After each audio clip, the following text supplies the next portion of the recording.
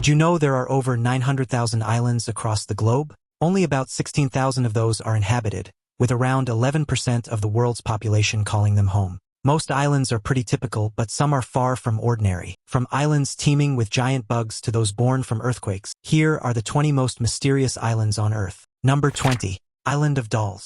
If you find yourself exploring around Mexico City near the canals of Xochimilco, you're in for quite the shock. Here, you'll find an island called Isla de las Muñecas, or the Island of the Dolls, which is a pretty accurate description of what you'll discover there. Dolls, and lots of them. The island was never meant to become a tourist destination, but it has, and all because a man supposedly hung a doll from a tree in honor of a girl who apparently died in strange circumstances. Locals say that the island's caretaker, Don Julian Santana Barrera, found a young girl drowned and wasn't able to save her. He then saw a doll floating down the canals, which he thought belonged to her, and he hung it in a tree to support the girl's spirit and show respect. Now, many people don't think that the girl existed and that he made her up, but Don didn't stop with one doll. He was believed to have been haunted by her spirit and started hanging up more dolls to please her. Don collected and hung up the dolls for 50 years until he was found dead, supposedly drowned in the same place the girl died. But today, the dolls remain. Some witnesses say they've heard the dolls whispering to each other, and others say their limbs move. The island is home to hundreds of dolls, including their severed limbs and decapitated heads, and people travel from far and wide to see them up close. Number 19. Cumberland Island. Cumberland Island is the southernmost barrier island of Georgia and is also the largest, without considering marshlands. Cumberland Island is larger than Manhattan, at 16 miles long and 3 miles wide, and has a system of sand beaches and dunes that protect it from the sea. The interior of the island is a beautiful maritime forest with saltwater coves, swamps, and freshwater ponds. The variety of the island undoubtedly helps with its flora and fauna diversity, from alligators in the swamps and ponds to the herons and pelicans that favor the area for flying and foraging opportunities. This island has it all. The Cumberland Island National Seashore plays a core part in looking after this island, protecting 17.5 miles of beaches and tens of thousands of acres of swamps, marshes, dunes, and forests. While people go to great lengths to protect this island, you're able to visit it whenever you want. Access for fishers, hunters, and campers is available by ferry. You just can't bring pets or bicycles. Number 18. Snake Island. You don't have to be a genius to work out why an island in the Atlantic Ocean, about 90 miles from southeastern Brazil's coast, is called Snake Island. Its actual name is Ilha de Queimada Grande, but it has so many snakes that it goes by its more common name. And these are no ordinary snakes that inhabit the island, ensuring no locals ever want to venture there. It's believed that the last person to get too close to the island, a fisherman, ended up in a pool of his own blood in his boat. These snakes are golden lancehead pit vipers and are believed to be among the world's deadliest snakes. They can grow more than 1.5 feet long, and thousands of them are on the island. Just one bite from one of these nope ropes, and you might be dead within the hour. People lived on this island until around the 1920s, but rumor has it that vipers killed the local lighthouse keeper and his family when they slithered through the windows. Now, the Navy visits from time to maintain the lighthouse, but it's off-limits for everyone else. The snakes came to live on this island due to rising sea levels. The island used to form part of the mainland of Brazil, but sea levels rose about 10,000 years ago and cut off the mass, turning it into its own island. Animals left on the island started evolving differently from those in mainland Brazil, which meant the venom of a golden lancehead viper on Snake Island is up to 5 times more potent than the snakes on the mainland. Number 17. Easter Island. Easter Island is one of the most remote inhabited islands in the world, located in the Southeast Pacific, more than 1,000 miles from other eastern Polynesian islands and 1,400 miles from South America. But even though it's incredibly isolated, many people visit this island for its mysterious and utterly captivating nature. Colonists from eastern Polynesia settled on the island between 600 and 800 AD, and it received its name, Easter Island, after European explorer Jacob Roggeveen saw the island on Easter Sunday in 1722.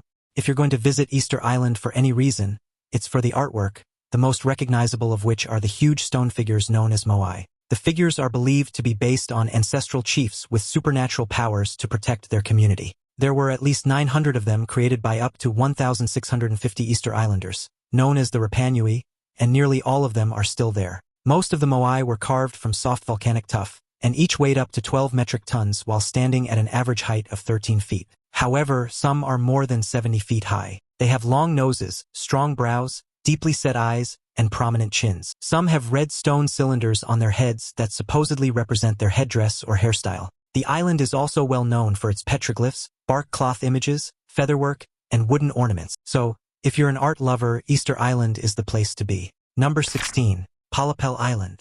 Pollepel Island is an uninhabited island in New York on the Hudson River. It's also known as Bannerman's Island and is well known for Bannerman's Castle, which is an abandoned military surplus warehouse. Europeans first encountered the island while navigating the Hudson River, and Francis Bannerman, a businessman, purchased the island in 1900. He used it as a storage facility for his surplus military equipment business, as his New York City storeroom wasn't large enough. He also wanted a safe location for his 30 million munitions cartridges. In 1901, he built an arsenal on the island and a castle on a smaller scale to use as his residence. The castle is visible from the shores of the river and was a huge advertisement for his business. The island was left vacant when a ferry boat called Pollepel, which served the island, sank in a storm. New York State purchased the island and buildings in the 1960s, and tours were offered until the late 1960s. After a fire devastated the buildings, the island was placed off-limits. Number 15. Partridge Island. Partridge Island, in the Bay of Fundy, is a Canadian island on the west side of the St. John River. Now a National Historic Site of Canada, St. John Royal Charter established the island as a pest house and quarantine station in 1785, and it was also set up to be used as a military post and navigational aid station. It was first put to use as a quarantine station in 1816, and a hospital was built there in 1830. However, it wasn't until the 1840s that it really earned its keep as a quarantine station. This was when the Great Famine, or Irish Potato Famine, caused a huge potato shortage due to potato blight and caused millions of people to starve to death or emigrate. Those who emigrated mostly went to North America, and about 30,000 immigrants were processed by physicians on the island. Nearly 1,200 died at Partridge Island and nearby St. John during the 1847 typhus epidemic. By the time the 1890s rolled around, more than 78,000 immigrants were being examined or treated on Partridge Island each year. Boat tours to Partridge Island ran from 1982 to 1995, and public access is now restricted. However, there have been efforts to turn it into a tourist site. In 2014, the federal government even set aside $200,000 to conduct a feasibility study to assess the costs for repairs and maintenance and establish a walkway crossing the island. Number 14. Socotra Island. If you love flora and fauna, you'd love to visit Socotra, an island in the Indian Ocean that's one of the largest of many located southeast of Yemen and extending eastward from the Horn of Africa. Socotra spans 1,400 square miles and consists of a mountainous interior, narrow northern coastal plains, and a broad plain in the south. Its diversity makes it a treasure trove, and it's believed to be home to over 800 plant species, 37% of which are endemic. Its uniqueness and beauty secured it the title of a World Heritage Site in 2008, and it's often referred to as the Galapagos of the Indian Ocean. The inhabitants of the island were once Christian, but Christianity disappeared around the 17th century. The Portuguese occupied the island from 1507 to 1511, and the British tried to buy the island in the 1880s, but were ultimately unsuccessful. However, the Sultan of the island accepted British protection, and this protection ended in the late 1960s when Socotra became part of South Yemen and then unified Yemen. Most occupants of the island live a simple life, fishing, pearl diving, and partaking in small-scale agriculture. Most nomads keep animals like cows and grow crops, and the island is also known for its exports like fish, frankincense, and ghee. Number 13. Diavik Diamond Mine. In Canada's Northwest Territories, just 200 miles south of Yellowknife, lies a unique island-type facility contributing to 3.6% of neighboring Yellowknife's employment rate.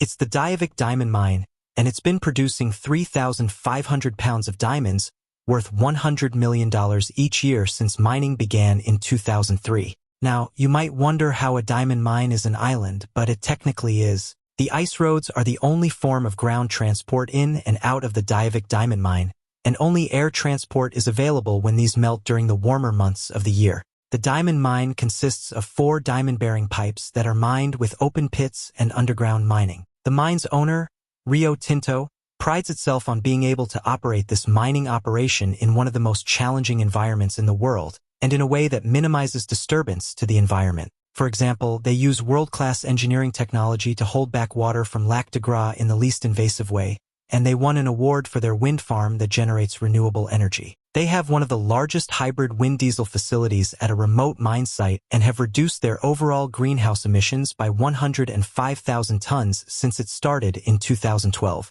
The mine was also created with the intention of one day closing it, and that day is edging ever nearer. The mine is set to close in 2025, and all buildings will be removed from the site, with the lake water flowing back into the open pit. Number 12. Ball's Pyramid. Ball's Pyramid, in the South Pacific, sitting a little way off from Australia, is an island that's actually all that's left of a volcano that emerged from the sea approximately 7 million years ago.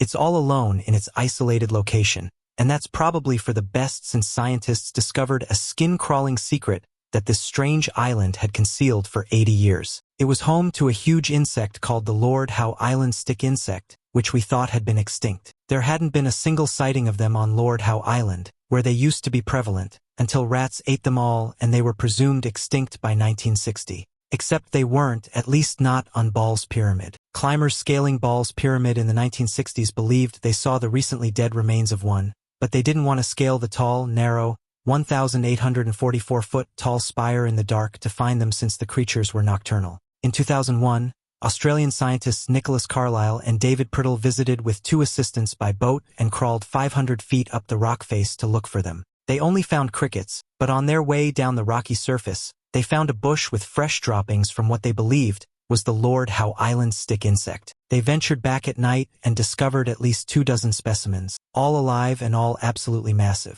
Nick Carlisle said it was like stepping back into the Jurassic Age when insects ruled the world. Number 11. Zalzala Koh.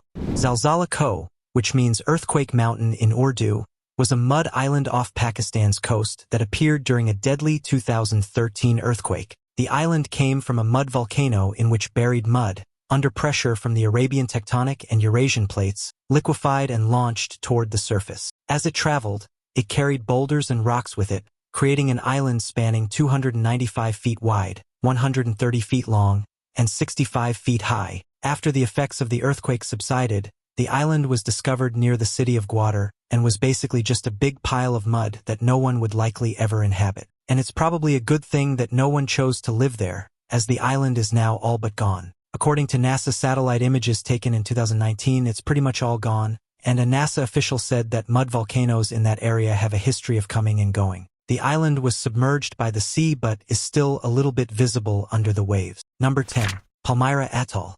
Palmyra Atoll, due south of the Hawaiian Islands, between Hawaii and American Samoa, has beautiful white beaches, calm waters, and paradise-like vibes. Yet, this uninhabited island isn't one that all vacationers would visit in droves because it's believed to be where many disturbing and paranormal occurrences have happened. This U-shaped group of small coral islands with dense rainforests was first sighted in 1798 by American sailor Edmund Fanning. Bound for Asia, he was aboard a ship called Betsy, which sailed onto its shores after steering off course. It wasn't until 1802 that it was officially recorded when Captain Swale's ship, Palmyra, didn't see the rocky reef and wrecked itself on the coral.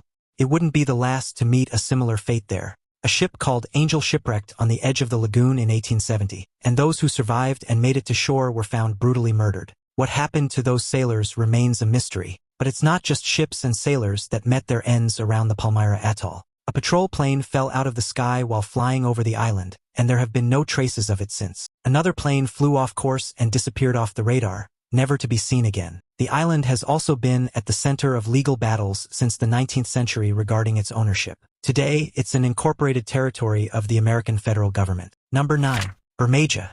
Can an island really be an island with a real name if it doesn't actually exist? Bermeja has a name, a location, and plenty of information about it, but no one can find it. Many people speculate that it never even existed. It's described as a phantom islet off the Yucatan Peninsula's north coast. At least that's what maps of the Gulf of Mexico alluded to from the 16th to 20th centuries. The island wasn't found when a survey was carried out in 1997, nor was it located when an even more extensive one was carried out by the National Autonomous University of Mexico. So why is Bermeja so important, and why are people so determined to find it? Well, if such an island does exist, it might change the boundaries for the exploitation rights of oil in the Gulf of Mexico. International law means countries can claim 200 nautical miles of ocean off their territories. Right now, the Alarcranes Islands are the furthest land point from the Gulf of Mexico. If Bermeja existed, Mexico would gain about 15% more territory in an oil-rich area. If the island truly did exist as the map suggests, where could it have gone?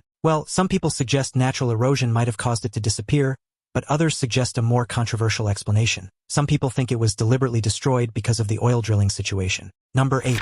Poveglia Island. Many of us thought we had it pretty rough when we had to isolate ourselves at home with our creature comforts during the COVID-19 pandemic, but we could have had it much worse. Poveglia Island, off Lido and Venice's coast in Italy, is also known as the Island of Ghosts, and it's where people were forcibly sent to isolate if they showed symptoms of the Black Plague. According to locals, people were literally sent kicking and screaming to the island, and the 7-hectare island is also home to a mass burial ground for those who died from the plague there. It's thought that at least 160,000 people were cremated to stop the disease from spreading, and some people speculate that at least half of the island's soil is human ash.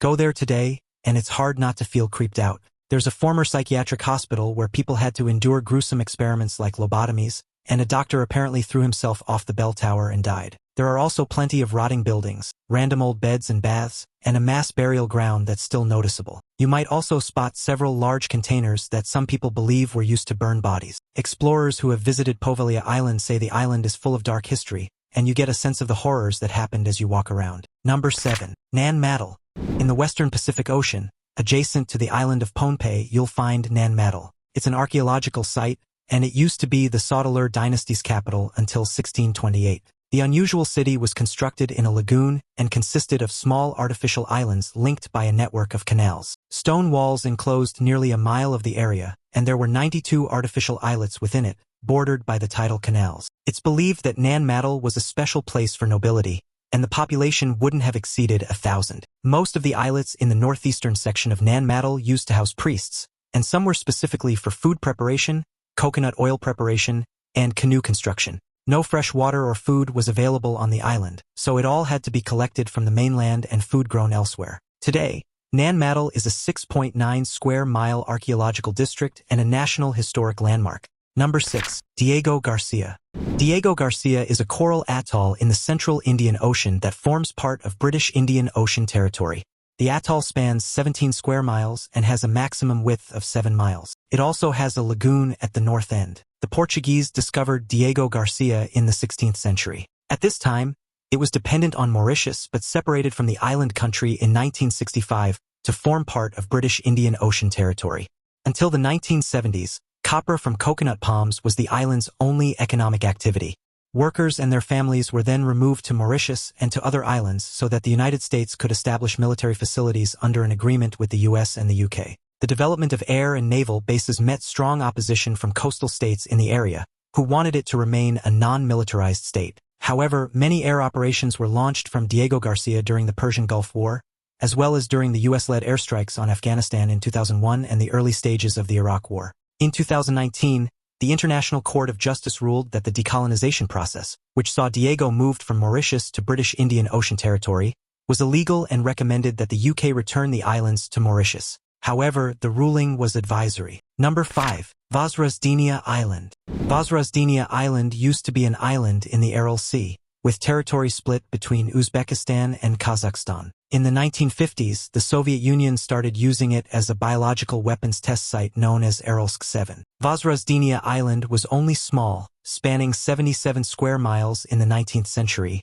but it didn't remain small. By the time the 1960s rolled around, the Aral Sea had started drying up when the Soviet Union dammed the feeder rivers for its agricultural projects. As a result, it became a peninsula by 2001 and eventually dried up enough for it to join the mainland by 2014. Vozrozhdeniya Island formed part of the Aralkum Desert. Before the island was lost forever, it was at the center of many interesting events. About 100 people participated in biological weapons testing on the island in 1936. In 1948, a top-secret bioweapons laboratory was established there to test agents like tularemia, anthrax, smallpox, brucellosis, and plague. In 1971, the variola virus, which is the causative agent of smallpox, was accidentally released, leading to the infection of 10 people, 3 of whom died. Experimental work was terminated by 1992, and all military units left within a matter of weeks. Everyone on Vozrozhdeniya Island was evacuated.